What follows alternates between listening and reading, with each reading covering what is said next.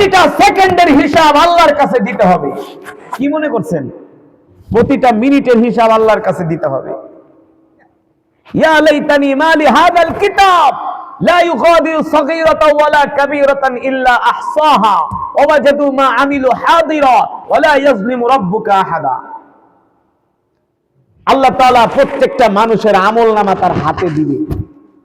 করবে? হাতে দিবে। দিয়া বলো পর কয় ঘন্টা দোকানে বইয়া সারা জীবনে বিড়ি খাইছো, সব এখানে লেখা আছে। প্রতিদিন যদি তুমি 3 ঘন্টা দোকানে বইয়া থাকো, তোমার 20 বছরে কত মাস তুমি বসে রয়েছো দোকানে? কথা কন। অথচ দোকানের পাশেই মসজিদ, আইসা 10 মিনিটের লেগা আল্লাহরে সেজদা। কথা বাস্তব নাকি অবাস্তব? সঠিক নাকি ব্যাঠিক? আল্লাহ রাব্বুল আলামিন সেই দিন প্রত্যেকটা মানুষের হাতে আমলনামা দিবে। আল্লাহ তাআলা বলবে, দুনিয়ার জমিনে তুই আমার ইবাদত করস নাই, নামাজ পড়স নাই, কোরআনের মাহফিল হয়েছে বান্দা, কোরআনের মাহফিলে যাস নাই, গুনার কাজ করছো, আল্লাহর সাথে নাফরমানি করেছস। তখন মানুষগুলো অস্বীকার করবে, বলবে আল্লাহ না না না, আমরা তোমার ইবাদত বন্দেগী করেছি, আমরা তোমাকে দুনিয়াতে ভয় পাইতাম।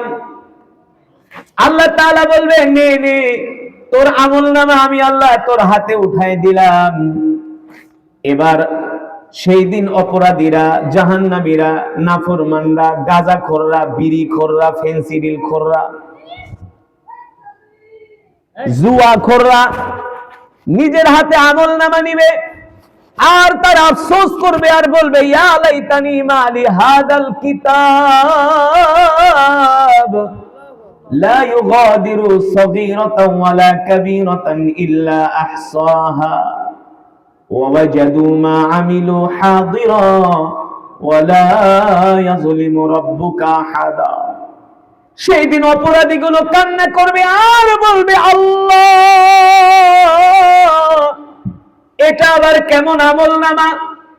রাত গভীরে অন্যায় করছি, অপরাধ করছি, জুলুম করছি, নিজের উপরে গুনার কাজ করেছি, দুনিয়ার কোনো মানুষ দেখে নাই, আজকে দেখতেছি আমার আমলনামার ভিতরে কোনো একটা কাজও বাদ যায় না।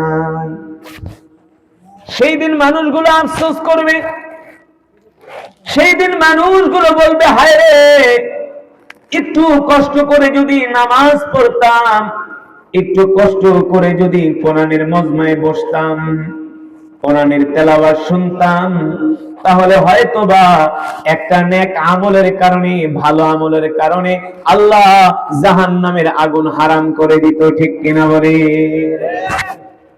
কিন্তু যারা দুনিয়াতে আল্লাহ তাআলার গোলামি করে না, সেই দিন হাসরের ময়দানে তারা আফসোস করবে। আর আপনাদের মতো যারা আল্লাহওয়ালা, যারা আল্লাহর কোরআনকে ভালোবাসে, আল্লাহ রসুলকে ভালোবাসেন, ঠিক কিনা?